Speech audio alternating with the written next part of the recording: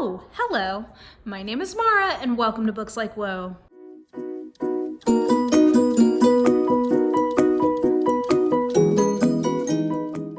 Okay guys, it is the last novel that we are going to talk about this week for Miss Marple, and that book is Sleeping Murder.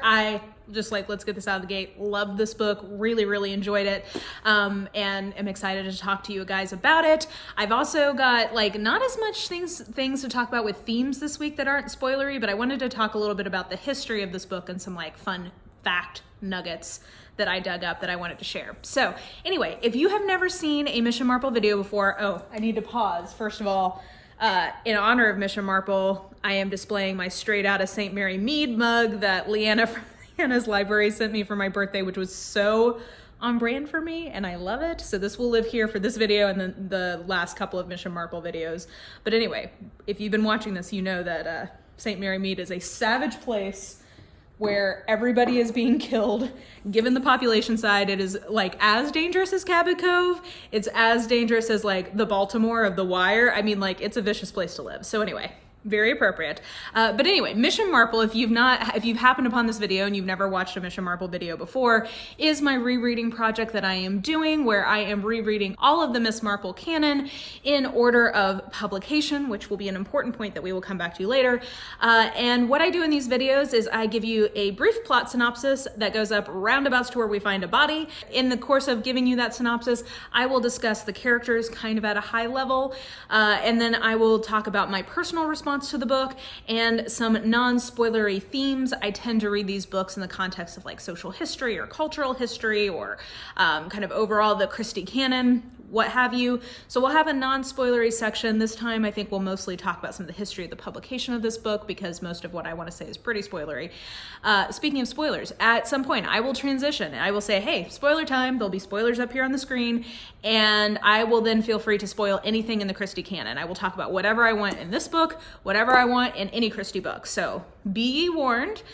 And I think that's all I need to tell you before we dive in to talking about Sleeping Murder here. So Sleeping Murder, even just telling you when this is set is a little tricky because of the publication history of this. I am going to go with the assumption that this is meant to be set, let's say, in the late 30s, mid to late 30s. And we open up on a newly married couple, Gwenda Reed and her husband Giles. So Giles is sort of in the foreign diplomacy service, what have you, and he is abroad wrapping up some stuff. I think he's in New Zealand. And Gwenda has been tasked with buying a house for the two of them to settle down into married life. So she's going around and she finally happens upon this house that she just immediately feels connected to, and she wonders if it's haunted maybe, because she just has such a specific reaction to it that's kind of unusual, and kind of realizes that's probably not what she's feeling. But she's not sure. She's just having these kind of weird feelings around the house, and she quickly starts having these moments of hyper intuition about the house. So she'll go down the stairs and think oh, there should be an open doorway between these two rooms, and then she'll suggest it. She's renovating the house while she's living there, waiting for Giles to come back. She'll suggest it to the builder, and he'll start to get onto it and be oh, there's already a door here. Or she'll envision a certain kind of wallpaper in a certain room, and when they start peeling back the existing wallpaper, that pattern will be there. So she starts to really reconsider maybe this is haunted. She's not really sure what's going on, but she's feeling very kind of nervy and out of sorts. She takes up the offer from Raymond West, who is Miss Marple's nephew, and his wife Joan, to come stay with them in London for a few days. Basically, I think she kind of just feels oh, I'm feeling a little nuts in the house. I should just get away. So she goes to London, and Miss Marple is there. So Miss Marple is in this one from the jump, which is, you guys know, something I like to see. And they all go out to the theater one night. They go to see the Duchess of Malfi, and in the middle of the play, there's this iconic line that says something cover her face, something, she died young. And when Gwenda hears that, she screams, runs out of the theater, and collapses basically back at Raymond West's house. And she thinks that she's going crazy, because when that line was said, she had this vision of looking through the banister of her new house and sees somebody strangling a woman named Helen. She doesn't know who Helen is. She has but she thinks she must be going crazy, that maybe she's haunted and this was something that happened, and the ghosts are telling her this. So Miss Marple comes back. she kind of talks this through, and quickly Miss Marple arrives on a much more logical explanation of why she might be experiencing these things, believes that Helen really is real, and despite trying to talk Gwenda and Giles, when he soon thereafter arrives back in England, she tries to talk them out of trying to hunt down Helen's killer. She cannot dissuade them from doing that, and so she kind of resolves to stick very closely to them to make sure that nothing too bad happens, because she has a bad feeling about what is going to go down. So I think that's about what you need to know for me to talk a little bit more about this with you. But let's just start with sort of my overall impressions. And if you watch this channel regularly, you will already know that my general impressions are, I loved this book. I will tell you that I think objectively, this is probably more like a 4-star book. For my personal taste, I gave this 4.5 stars, which, if you know my rating system, means it is a favorite of the year. I had such a great time reading this book because this was written, so let's get into some of the publication history that I've alluded to. This was written during the Blitz, probably. We're pretty sure. Basically, Agatha Christie had this moment where she wasn't sure if she was going to survive the Second World War. She was worried, basically, that she was going to die in an air raid. And because of that, she ended up writing the 2 last novels for Marple and for Poirot. She deeded over the Poirot to her daughter, and she deeded over the Marple, this one, Sleeping Murder, to her husband Max. And she put them in a bank vault, and those were the canonical last books in each of those series, even though she continued to write in both of those series for like 30 years thereafter. Those were the last 2 books. So this was written, now there's been some interesting discussion that has come up since that kind of timeline was established, I think specifically from John Curran, who's, definitely a big Christie scholar. I think that that's a minority view, and to me, what has been most persuasive is that there is actually record. She actually received money in advance from her publisher for the delivery of a novel called Murder in Retrospect, which was this novel. I think John Curran would make some other arguments, but I think the large consensus is that this is the book she did indeed write during the Blitz, which was in like late 1940 to 1941. So all that to say, this book therefore was written in like peak Christie time. Like Christie from like 1930 to like, I'm gonna say like 1950, that is the golden Christie era, where like pretty much everything she wrote, even if it's not your favorite, isn't terrible. There's a couple in there, but in general, like the quality is just super high in that period. And this just has all the hallmarks of a really, really good Agatha Christie book, and is, I'm gonna say, well, yeah, no, I will say, I guess I'll flash my ranking up right now. I ended up putting this as my 3rd all-time favorite Marple. So I would tell you that aside from the Murder at the Vicarage, I would say that this is the most effective use of Miss Marple in any of the other Marple novels. I think she is worked in a way that really plays to her strengths. So because this is one of the many books that Agatha Christie has where there is a murder that has happened in the past. I think that Miss Marple, just with the kind of way that she does her detection and sort of like gets in cozy with servants and sort of like feigns ignorance, or like being this helpless little old lady to get people to tell her things. Like all of the way that this particular crime is being solved, like the detection that's happening, completely plays to Miss Marple's strengths. And that to me is part of what sets this so apart.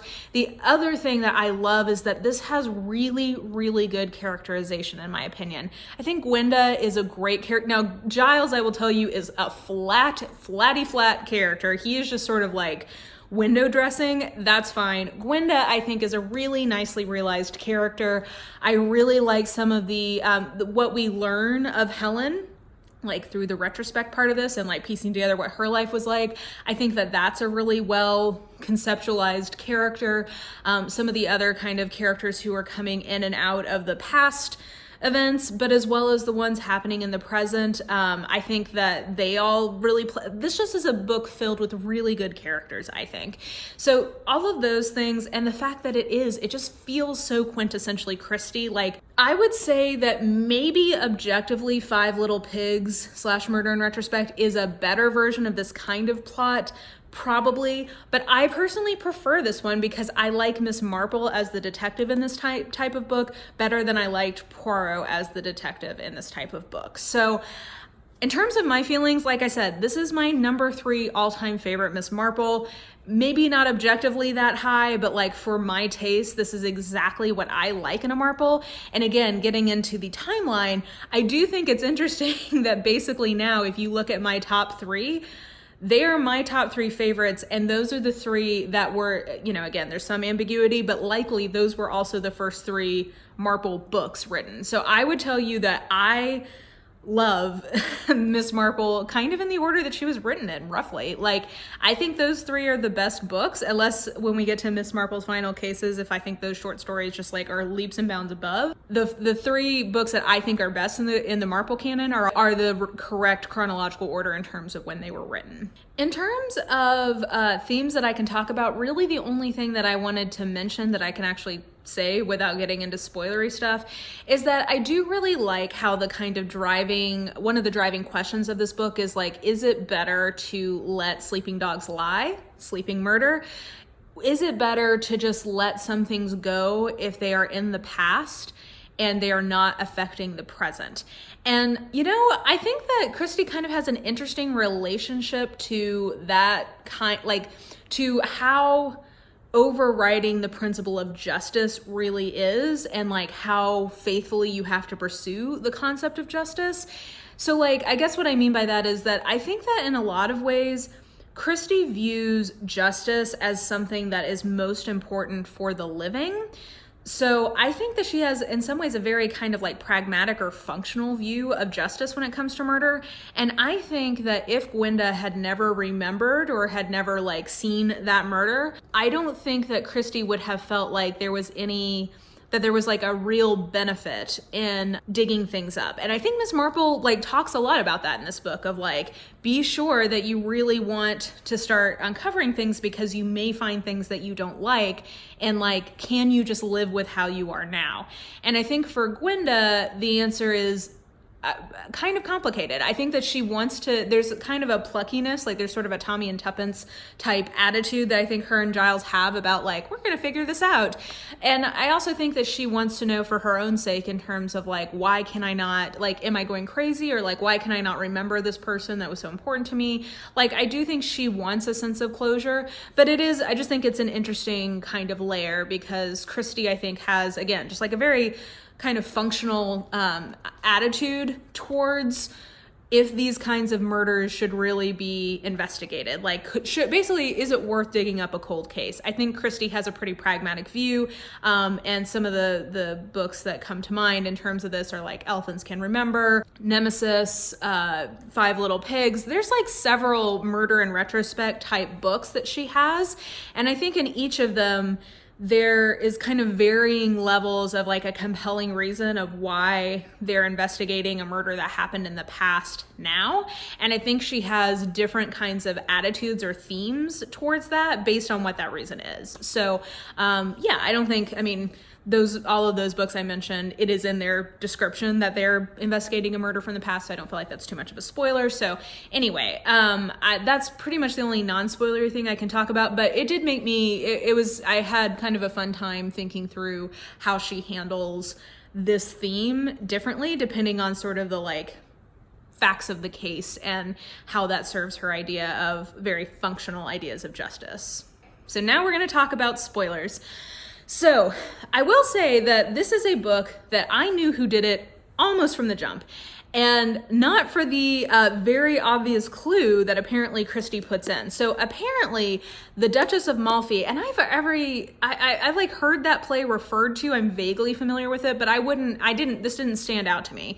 But the biggest clue you get is that the Duchess of Malfi is about a woman who's murdered by her brother when she tries to marry someone. So like, that's how Miss Marple basically knows who did this from the jump, because that is why Dr. Kennedy says that line after he kills her. I knew that it was him just based on like the way, like the kind of discussion that they have with him when he responds to their solicitation asking for information about Helen.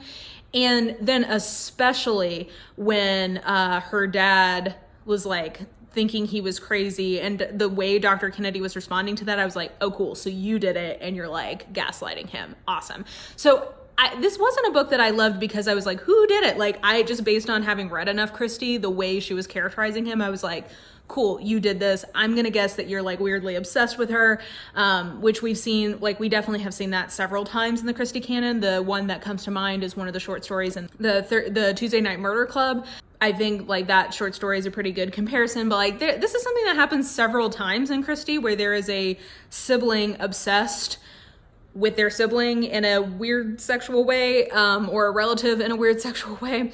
And so I could tell that was whodunit, but I still had a great time. That's something that I think is a like hallmark of a really good Christie, is even if I can guess who did it, if I'm still super engaged and interested in being along for the ride. And this one definitely passed that test.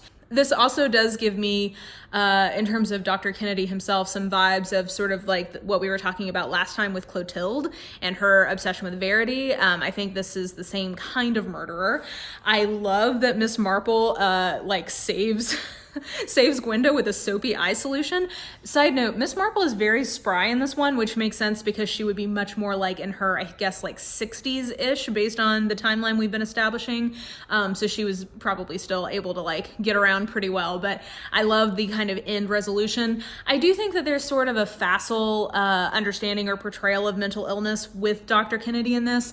That's something that she does quite a bit, and when it is somewhat unsatisfying or a deficit to this novel, that part of the answer is like, he's crazy. Like that's not the best answer, I think, but because she doesn't spend a lot of time trying to get really forensic in her characterization of his pathology, I'm okay with it. Like, I just will let it slide. I don't like it when she tries to get really technical and like diagnosing people in her books, because I think that she just doesn't do that very well.